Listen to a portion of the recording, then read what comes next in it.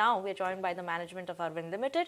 We have Punit Lalbhai, Vice Chairman and Executive Director at Arvind Limited, joining in with us.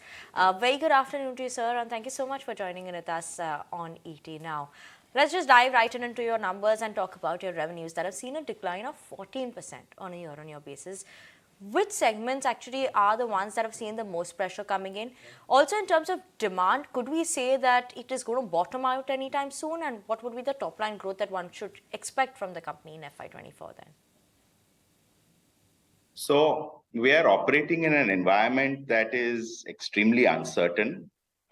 If you look at the global scenario, post the Ukraine conflict, we've been seeing high inflation in many of the key markets which are large apparel consumption markets. And because of that, discretionary spending is down. Also, another trend that happened was that a lot of the large brands bought a lot after COVID in anticipation that the sales boom would continue.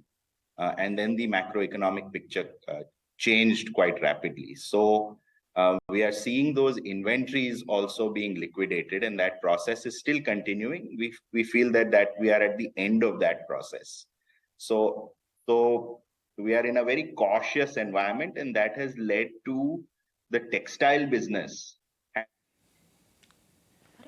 Right. Harsh also joining in. If we can quickly have your take on the export outlook, how is the demand situation evolving among global retailers? There was some chatter around them restocking shelves, but are they being cautious, ordering smaller lots? When do we see a meaningful pickup on this particular front? So I would say that the export customers have been overcautious since they have been sitting on inventory, and because the uncertainty on demand is high, they've bought much less than they normally do in normal years. And I think when the time comes, they will have to buy a little bit more, even though market conditions and demand remains a little soft. So that is why I feel that we may see a slight pickup in the second half of the year. That is if, of course, things remain as they are on current visibility. The environment is very volatile to predict so far out into the future, but this is our expectation right now. Also, despite the cooling off of those cotton prices, logistic costs also reducing, why are margins still under pressure? What is leading to this pressure over there? Could this persist going forward? And if you could give us a guidance or a number in front of FY24, what should we be expecting?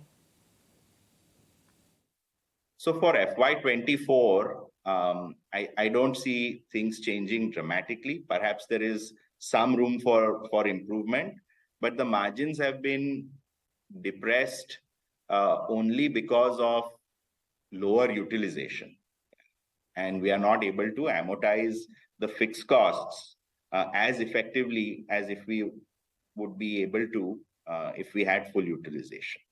So that is the reason why margins are slightly lower. There is some headroom for improvement, but definitely in the medium term, as our capacity utilization ramps up, the margin should also follow suit. One must also understand that though the material costs and other costs have cooled off from their peaks, they are still settling at a higher level than pre-COVID. So the cost environment, while better, is not at its past best. So that rebalancing of price and cost is still ongoing to some extent.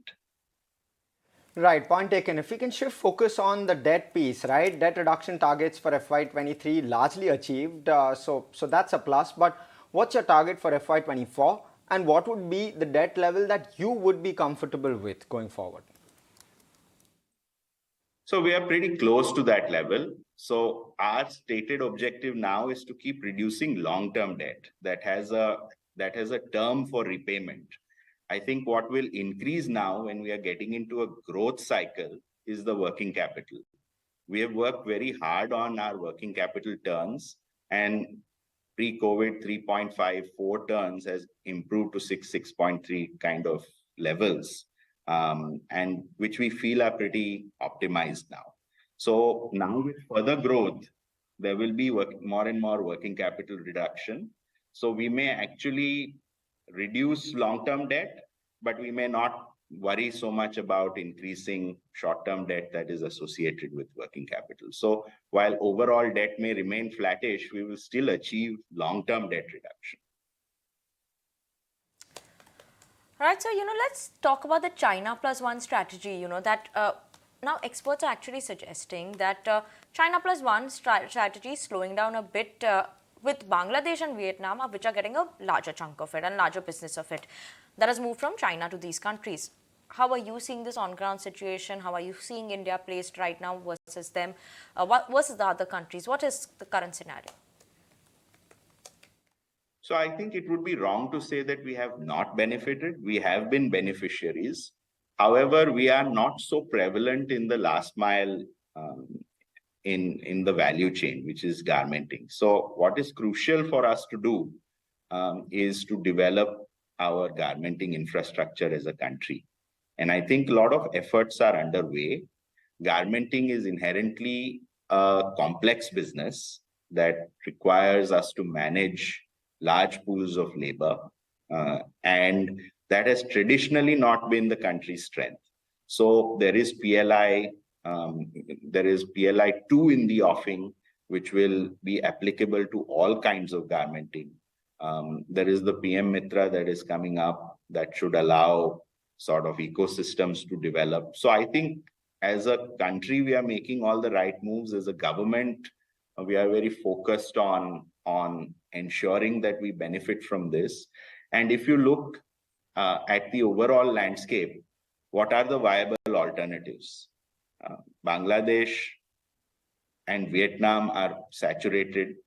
Pakistan has strengths in denim, but they don't have strengths in other garmenting fields. Plus, their political and economic situation is reasonably unstable at present. And there is Africa, which is extremely difficult to execute in. So India, that way, is a sort of bright spot that has a lot of potential. What remains is for us to execute well as an industry and harness that potential, which I'm feeling quite optimistic about. Right. With that, we'll let you go, Punit. Thank you so much for your views.